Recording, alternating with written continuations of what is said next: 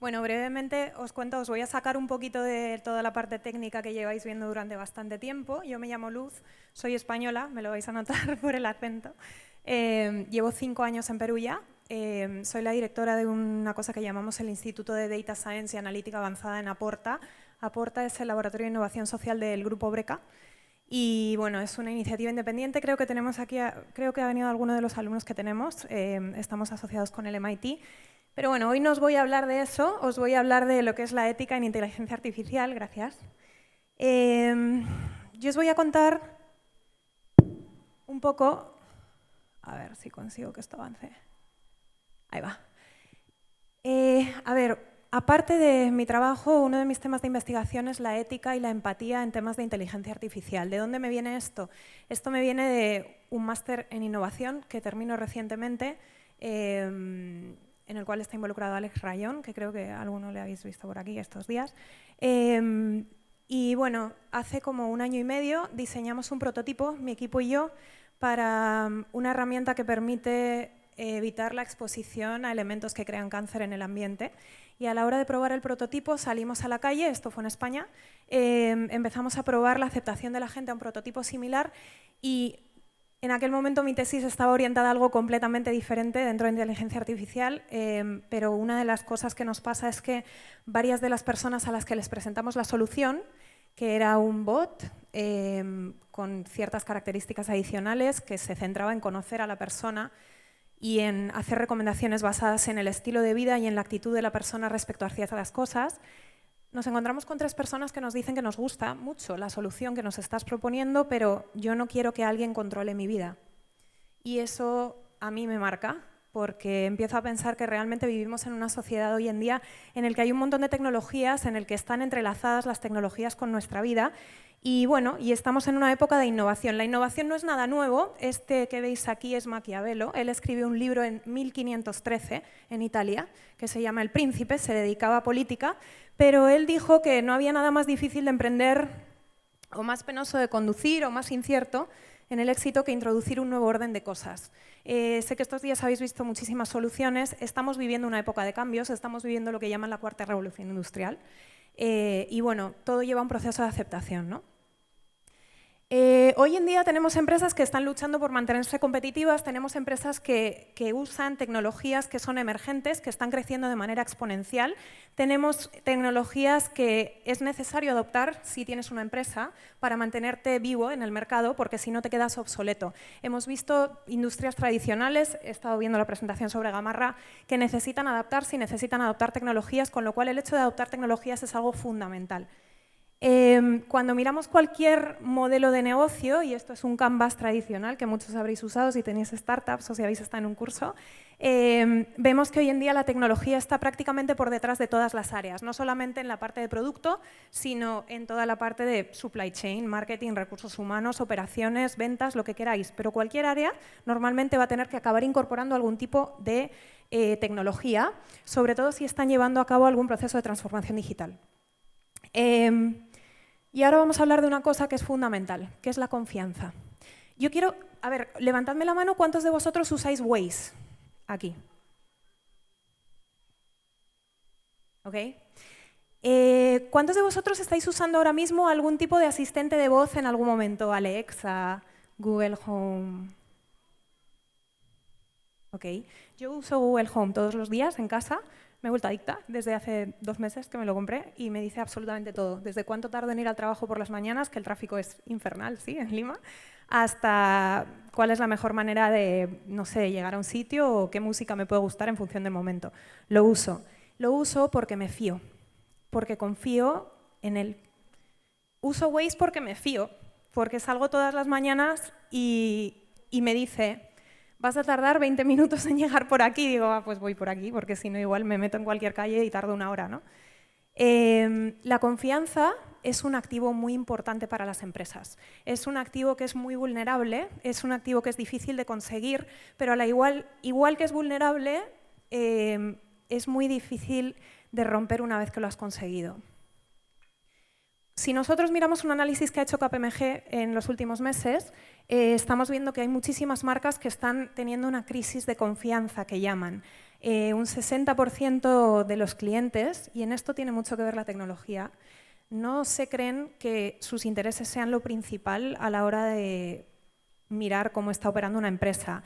Hay un 69% de clientes que dicen que invertirían en empresas que realmente tienen unos estándares éticos firmes, y no son tantas.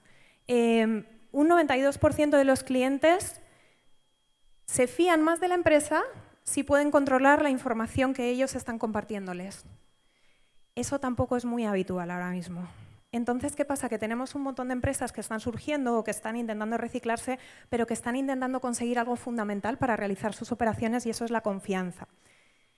El resultado de la confianza, bueno, como veis en este análisis, un alto porcentaje de clientes que se fían de una empresa van a ser fieles, como por ejemplo todos los que utilizáis aquí Waze. Un alto porcentaje van a comprar más productos y servicios, como por ejemplo cualquiera de los que se ha enganchado a los productos de Apple y se fía de ellos. Van a comprar con más frecuencia, van a gastar más dinero. La confianza mueve el mercado y lo hace crecer muchas veces. ¿Qué pasa con cómo se genera esa confianza? En el estado que estamos viviendo hoy y tal y como estamos, de integrados con tecnología en absolutamente todos los aspectos de nuestras vidas, tenemos que tener en cuenta una cosa que se llama empatía. La empatía no es solamente saber lo que están pensando los que tenemos delante. La empatía es saber lo que están pensando los que tenemos delante, pero también saber cómo contestarles y que al que tenemos delante o a la que tenemos delante le parezca que le hemos comprendido. Yo puedo saber que tú, por ejemplo, estás triste, pero si no sé qué te gusta cuando alguien sabe que estás triste, que te digan, no voy a ser muy empática, tú no lo vas a notar. Hay muchas tecnologías hoy en día que son capaces de hacer ese análisis de sentimiento. Hemos visto, y voy a volver a eso en alguno de los proyectos que nos acaban de presentar, el análisis de sentimiento, y hemos visto la capacidad de respuesta que tienen las tecnologías hoy en día. La empatía, como os digo, es tener sensibilidad a los cambios de sentimientos. Y aquí seguro que os empieza a sonar bastante lo que habéis visto en los proyectos anteriores. Es saber que nos podemos convertir en el compañero del mundo interior de una persona. Es, por ejemplo, que si yo estoy escuchando una lista de Spotify y Spotify se da cuenta de que estoy escuchando canciones tristes, me sugiera listas recomendadas porque piense que a lo mejor me ha pasado algo y necesito escuchar música triste.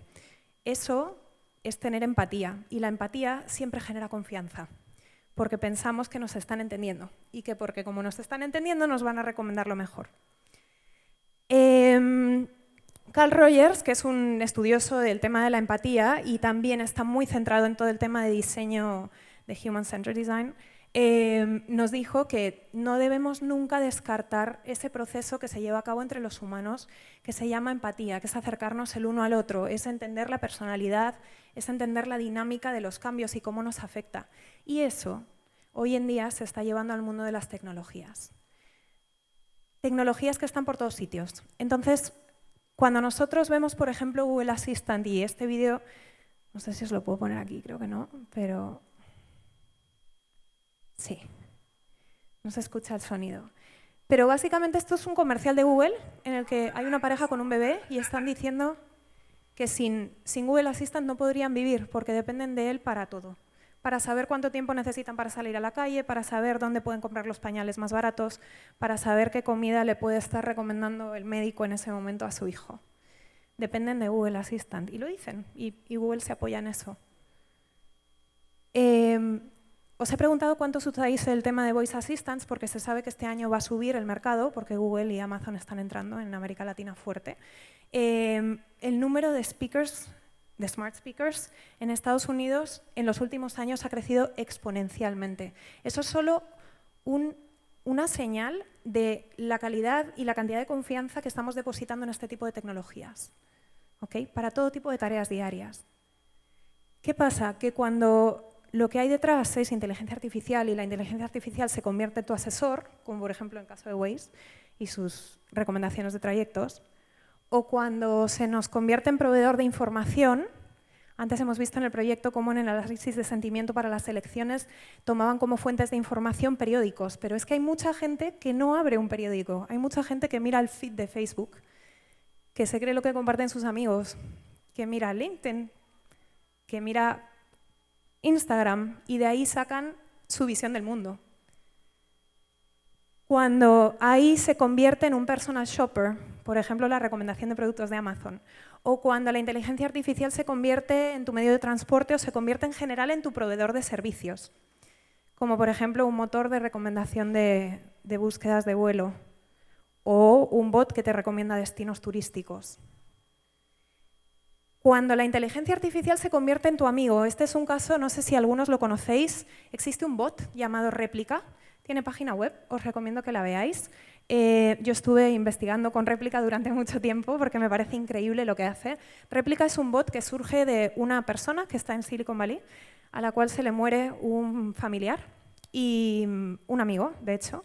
Y entonces lo que hace es que lanza un algoritmo que investiga todas sus conversaciones en las redes sociales y comienza a aprender sobre cómo era su amigo y es capaz de reproducir y producir speech tal y como si fuera su amigo. Lo empieza a usar y así no le echa de menos. Tiene tanto éxito que lo lanza al mercado. Y lo lanza al mercado en forma de un producto que se llama Réplica. Réplica no tiene ninguna otra intención más que hablar contigo. Lo que hace es analizar la forma en la que te comunicas tú, analizar tu conversación, tu estado de ánimo y te contesta como a ti te gustaría que te contestase alguien, es decir, como te contestas tú. Entonces al final lo que hace es generar un doble. Hay mucha gente que está enganchada a esto. No es nada, no hay nadie detrás, pero funciona. Imaginaros en todos los buenos usos que podría tener lugar esto. Yo estuve hablando y empecé a preguntarle cosas un poco más profundas. Le pregunté, ¿qué religión te gusta? Y entonces me contestaba, no creo que la inteligencia artificial tenga religión. La verdad es que, bueno, podríamos considerar Singularity un dios. ¿Tú crees que Singularity es un dios? Bueno, religión es un tema muy difícil, pero puedo aprender más sobre ello, porque no niega que es un bot, claro. ¿Por qué es tan difícil de entender? Y dice, bueno, hay fenómenos que no podemos comprender en esta vida. Bueno, sí. ¿Tú crees que la fe es lógica? Y ahí me dice, sí. Es la habilidad de poder responder sin tener miedo a las consecuencias. Ahora imaginaros que detrás de esto hubiera algún inversor que está interesado en que mi manera de pensar cambie en cuanto a esto. Y yo no lo sé. Imaginaros que le estoy preguntando si le gusta más la comida orgánica o la comida normal. Y como uno de sus grandes inversores es un productor de comida en Estados Unidos, me está recomendando que vaya a los supermercados a comprar y que no me preocupe mucho por si es orgánica. Esos son temas que a la hora de diseñar cosas hay que mirarlos. Cada vez que tengamos la tecnología más presente, lo que nos va a pasar es que nos vamos a fiar y vamos a aprender de ella en mucha mayor medida. Entonces, ¿qué va a pasar? Que nos vamos a sentir comprendidos, pero estamos expuestos a manipulación emocional. Que nos vamos a sentir bien aconsejados, como Waze, pero estamos expuestos a un concepto que se llama nudging. Por ejemplo, imaginaros que Waze hubiera llegado a un acuerdo para que todos paséis por los grifos de Repsol. No lo sabríais, ¿no? Pensaríais, ¿qué le pasa a Waze hoy que está tardando 5 minutos más? Se ha vuelto loco. Pero lo que puede haber detrás es eso. Pensamos que tenemos mucha información disponible y estamos expuestos a fake news. Y pensamos que tenemos transacciones justas, pero lo cierto es que si yo ahora pido un taxi a mi casa y lo pides tú, al mismo destino probablemente nos dé un precio distinto.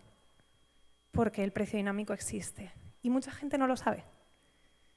Entonces, cuando nosotros empezamos a mirar eso, nos damos cuenta de que cada vez hay más gente preocupada por qué hay que tener en cuenta para que todo esto sea justo. Cada vez hay más gente hablando sobre la inteligencia artificial y la necesidad de tener ética a la hora de desarrollarla, implantarla, utilizarla, exponerla, considerarla. Hay cada vez más políticas y estrategias relacionadas con inteligencia artificial en más países, cada vez más. Hay muchísimas iniciativas que analizan el aspecto de la privacidad de datos. Esto es un mapa interactivo que tiene el CNIL. El CNIL es el Centro Nacional de Informática y Libertad, está en Francia. Con este mapa interactivo se puede ver más o menos cuál es el nivel de privacidad de datos.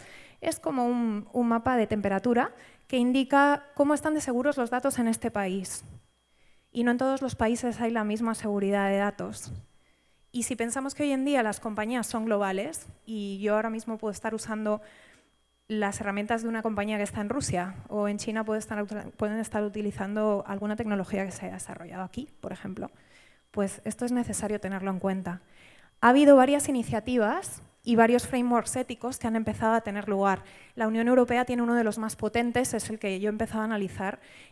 Hay varias iniciativas privadas. Está la iniciativa de HAI, que es la iniciativa de inteligencia artificial centrada en el diseño humano, que se ha llevado a cabo en Stanford. Está el Instituto for Ethical AI and Machine Learning, que es otra iniciativa inglesa en este caso. Cada vez hay más. Pero, ¿qué pasa? Que ninguna ha desarrollado todavía un método para implementarlo. Si yo miro a las guidelines de la Unión Europea para inteligencia artificial, tiene básicamente 7 pilares. Tiene que ser robusta y técnicamente, tiene que tener un componente de privacidad de datos, tiene que tener un componente de transparencia, ser diversa, no discriminar, tiene que tener un componente de conciencia social y de medio ambiente, tiene que tener accountability, se tiene que saber quién está detrás. Y tiene que tener un tema en el que se respete la capacidad de los humanos para decidir. Si empezamos a mirar por qué podrían resultar invalidados, ¿habéis visto toda la cantidad de tecnologías que hay hoy en día? ¿Cuántos algoritmos, qué cantidad de algoritmos black box existen? Nadie sabe lo que hay dentro. Hay una falta de transparencia enorme, hay una falta de recursos gigantes para auditar todas estas organizaciones. Hay un skill gap en formación, y seguro, yo sé que se ha hablado de esto aquí, hay un gap de skills gigante en cuanto a formación en data science, analítica y todo lo que está relacionado. Nosotros, por ejemplo, desde mi proyecto del instituto cubrimos ese gap, hay muchas iniciativas que lo cubren, pero no son suficientes, siguen faltando recursos a nivel mundial. La autonomía humana se puede interpretar de muchas maneras. Por ejemplo, yo estoy segura de que cuando os he dicho lo de los glifos de Repsol y Waze, muchos habéis pensado, bueno, pero no me quedaría otra más que seguir usando Waze, ¿me entiendes? Porque igual, pasando por el grifo de Repsol o no, estoy convencido de que me lleva por una ruta mejor. ¿Quién está eligiendo ahí si aceptar que les están manipulando o no? ¿La empresa o el usuario? ¿Y qué cuenta para eso? Normalmente cuenta la confianza. También cuenta otra cosa que es la dependencia. ¿Ok? Esto es una herramienta que se ha desarrollado en Francia, se llama Privacy Impact Assessment. Es una herramienta que analiza los procesos que se llevan a cabo en las empresas que deciden integrar inteligencia artificial para ver qué riesgo tienen sus desarrollos de generar un impacto gigante en la sociedad si se utilizaran mal. Está muy bien, están pensando ampliarlo a toda la Unión Europea. No sé si habréis leído hace unos meses la multa que impuso Francia a Google de muchísimos millones de euros, precisamente por no respetar la privacidad de datos y la ley de privacidad de datos que existía. Francia es uno de los países que están más avanzados en estos temas. Si miramos un poco la cantidad de industrias que se ven afectadas por la inteligencia artificial, desde el 2018, que es la situación del año pasado, hasta la previsión que se tiene en el 2025, veis que aumenta de manera exponencial. Y no son tantos años, son 7. Entonces, en 7 años se llama para un deployment gigante de una estrategia ética y de buen uso de estas tecnologías.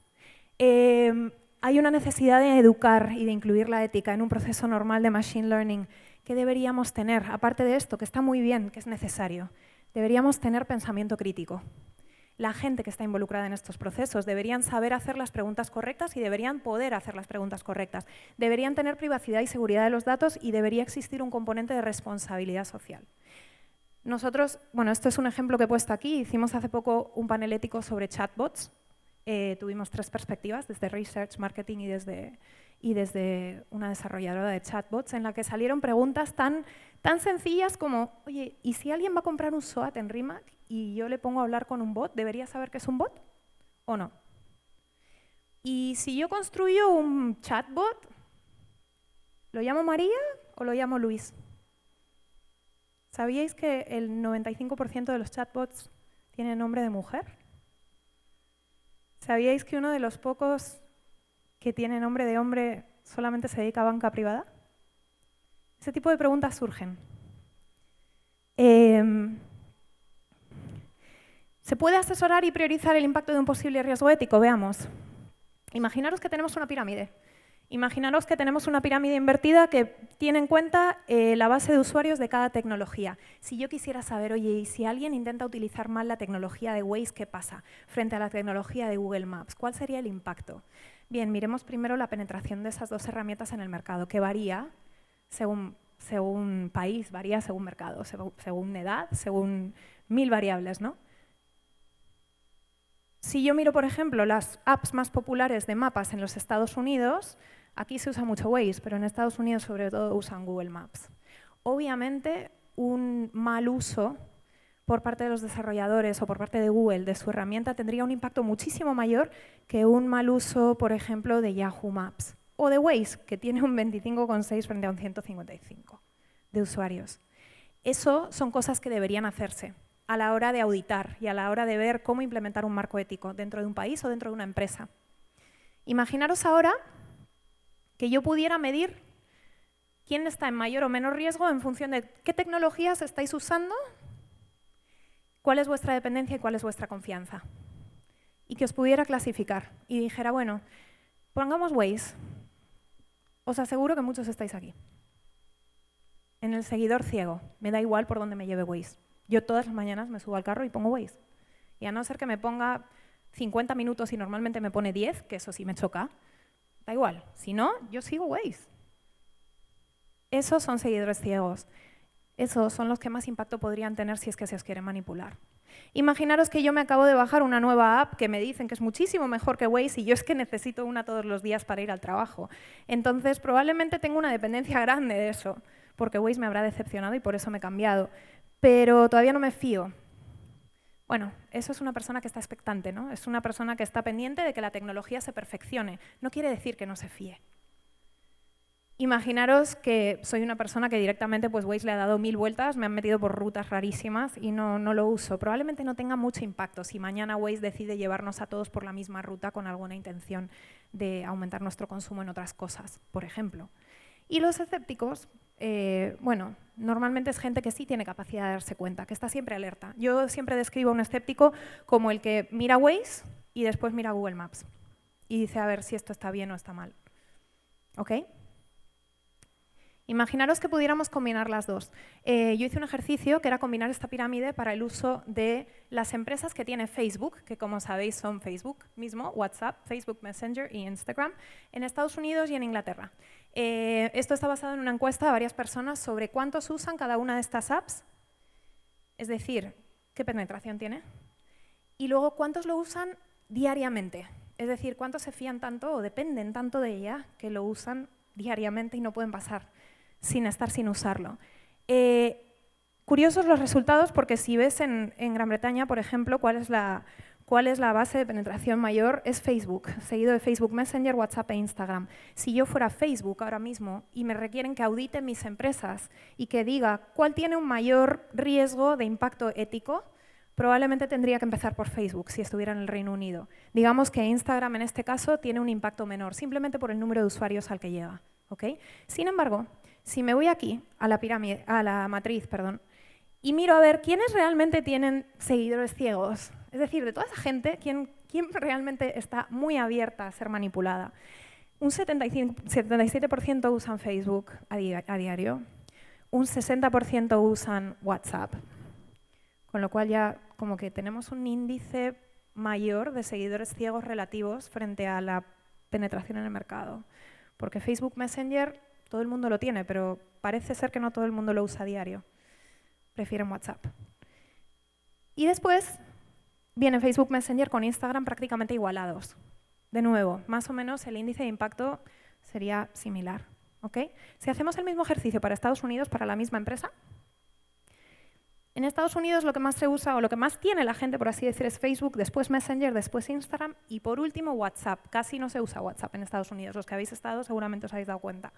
La gente usa Facebook Messenger. ¿Qué pasa? Que cuando nos ponemos a analizar el número de seguidores ciegos, resulta que un 78% usan Facebook a diario y resulta que Instagram, aunque tiene menos usuarios, relativamente tiene más usuarios vulnerables porque un 53% lo usan a diario, los mismos que Facebook Messenger. Sin embargo, WhatsApp no tiene tantos. Si yo tuviera que priorizar aquí, Probablemente me centraría primero en Facebook si fuera parte de esta empresa y me estuvieran auditando a nivel ético o a nivel de impacto. Y después me empezaría a fijar seguramente en Instagram. Sería la segunda empresa que analizaría. ¿Por qué? Porque normalmente, y se sabe, las empresas que están teniendo éxito suelen ser empresas que tienen un alto índice de uso y, sin embargo, su penetración, pues como están al inicio, no es tan grande, pero eso va de manera exponencial. Es lo que pasó con WhatsApp, por ejemplo, en Europa o aquí. Entonces, bueno, lo que hay que tener en cuenta es que las empresas deberían, a la hora de auditar, y esto llegará, tener en cuenta cómo priorizar, ¿no? Priorizar, y esto es un ejemplo de cómo se podrían priorizar estos requisitos de auditoría. Habría que priorizar un poco cuáles son las tecnologías que más impacto están teniendo. De esas tecnologías, cuáles son las tecnologías que más riesgo o que más crean confianza ciega en los usuarios, porque son las que más peligro tienen de vulnerar a una sociedad. Y una vez hecho eso, se podría asesorar, se podría decir cuál es el posible impacto, se podría hacer una proyección a futuro de las empresas, se podría mirar a ver cuántas empresas van a tener un número de usuarios tan alto como Google, por ejemplo, que si mañana a Google se le ocurre empezar a recomendarnos a todos un producto específico, hombre, no todo el mundo lo va a comprar, pero probablemente mucha gente que no lo necesita lo compre. Y eso es compra de productos, pero os pongo un ejemplo más, que quería volver a ello antes de terminar. El bot que he visto diseñado, que me ha parecido espectacular, el de los destinos turísticos. Ahora imaginaros que mañana llega la cadena Marriott e invierte. ¿De verdad creéis que os recomendarían los destinos turísticos más adecuados para vuestros gustos? ¿Y cuántos de vosotros sabríais que tiene un 10% de la compañía? Si estáis mirando y pensando en vuestras vacaciones, por ejemplo. Ahí lo dejo, eso es algo que creo que hay que tener en cuenta. El tema de la empatía con la inteligencia artificial, el tema de la ética. No todo en esta vida es simplemente el desarrollo, sino todo lo que se mueve alrededor y el impacto que tiene en la sociedad. Así que, muchas gracias.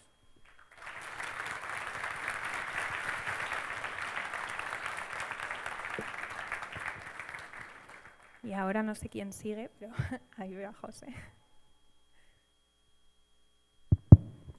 Bueno, no sé si hay preguntas del público. ¿Preguntas? ¿Hay una pregunta? A ver.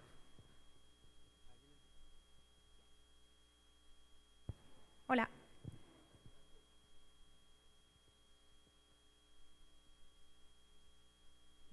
¿Qué está haciendo? Porque sí tengo entendido que Europa está haciendo mucho más que Estados Unidos con respecto a... Porque todo esto es monopolio.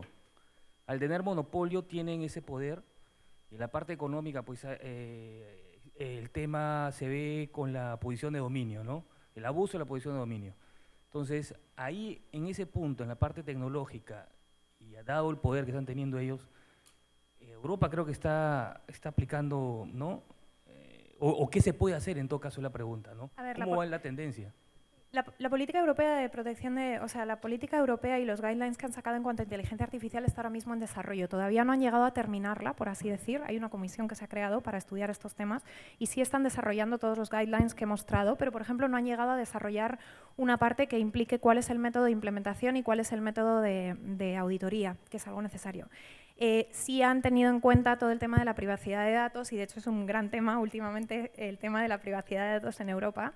Lo que han hecho bien, a mi parecer, es que no solamente las empresas que están operando en Europa tienen que regirse sobre esa privacidad o sobre esa ley de privacidad de datos, sino que empresas que están fuera de la Unión Europea, pero sin embargo tienen usuarios que residen en la Unión Europea, también deben adherirse a dicha ley. Eso indica que no se están focalizando en las empresas, sino que se están focalizando realmente en los usuarios. Es decir, la Unión Europea en este caso protege a sus residentes, independientemente de dónde sean, ¿no? Entonces, yo creo que simplemente ellos lo han visto antes. Creo que en Estados Unidos todavía les falta por llegar. También creo que ha habido muchas iniciativas en distintos países de la Unión Europea que han favorecido esto. Y, sin embargo, bueno, pues hay determinados mercados que en ese sentido están un poquito más inmaduros, ¿no? Y sí, efectivamente, Estados Unidos, de hecho, la asesoría de Estados Unidos por parte de la Unión Europea es que hay ciertas empresas que se rigen bajo su ley de datos y, por tanto, consideran que están bien, pero hay otras empresas que sí operan bajo un vacío legal y eso hace que no… En cuanto a privacidad de datos, que es lo que más llevan avanzado.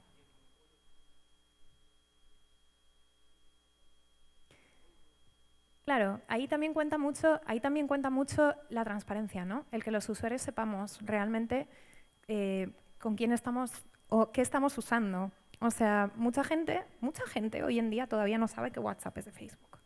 Hay mucha gente que no sabe que Instagram lo compró Facebook. Hay mucha gente que no sabe que Google tiene un montón de participaciones en distintas empresas, hasta de climatización. Entonces, todo eso son leyes de transparencia obligatoria que deberían establecerse y mecanismos de auditoría que hoy en día pues, todavía no están. Porque es verdad que las tecnologías avanzan tan rápidamente y las empresas crecen tan rápidamente y su poder de compra es gigante. No, la parte legal, siempre ha pasado esto, siempre va un paso por detrás, ¿no? Entonces, es fundamental también que desde la parte privada, no solo desde la parte pública, se empiecen a establecer guías. Y además, se sabe que cuanto más transparente es una empresa, más se va a fiar la gente, ¿no? Entonces, eso es como algo que debería tenerse en cuenta a la hora de operar, simplemente, ¿no? Tenemos una pregunta más por allá. A ver.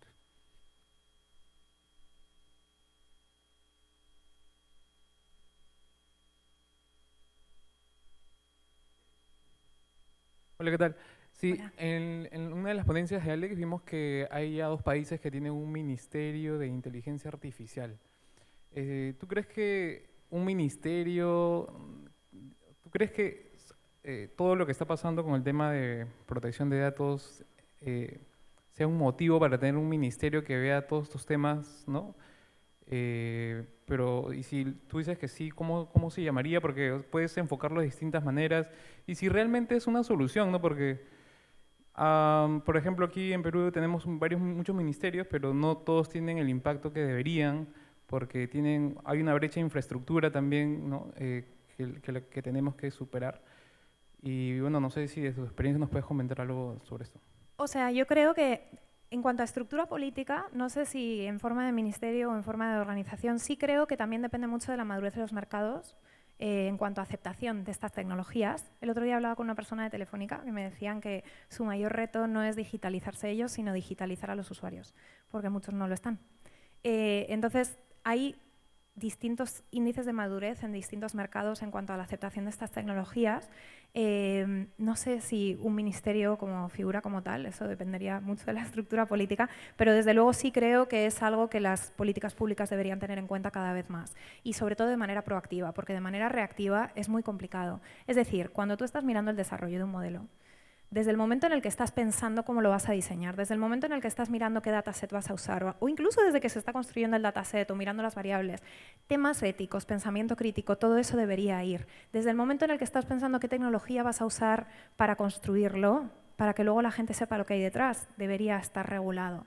Entonces, sí, yo creo que eso debería ser un tema que estuviera presente en todas las políticas públicas de todos los países. Hay algunos que, obviamente, como veis, están más avanzados, hay otros que empezarán más tarde, pero sí, desde luego, en cualquier país, incluido Perú, debería ser un tema de atención. ¿Más preguntas?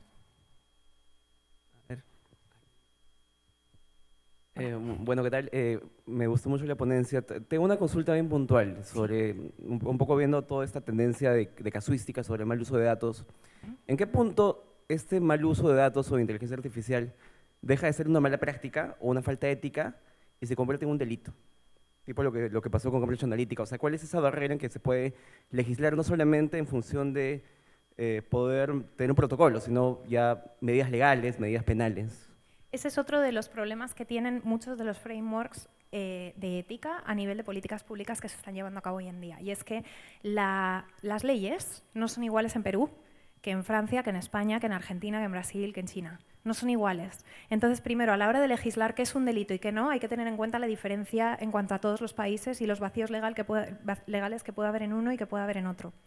En cuanto a dónde está la línea, también hay que tener en cuenta los países. Y eso no debería ser así. Deberíamos, igual que las tecnologías nos están globalizando, y como os digo, yo puedo estar usando ahora, no sé, la app para envejecerme, que está basada en Rusia, por ejemplo, deberíamos estar pensando que el marco legal para este tipo de cosas también debería globalizarse, para tratarlo todo de manera igual. Pero es un gran reto, porque claro, obviamente las políticas legales de los países son muy complejas. ¿Dónde trazar la línea? Hay muchísimas iniciativas hoy en día que están básicamente tomando como base los derechos humanos. en el momento que se vulnera un derecho humano, claramente hay un delito. Pero de nuevo, eso es muy amplio. Y como os decía antes, ¿en qué momento puedes decir que yo estoy vulnerando tu derecho a elegir si yo te estoy diciendo o tú te has enterado de que Waze te está llevando por los grifos para ver si así paras a echar más gasolina y tú estás aceptándolo voluntariamente, ¿no? Es un tema bastante complejo.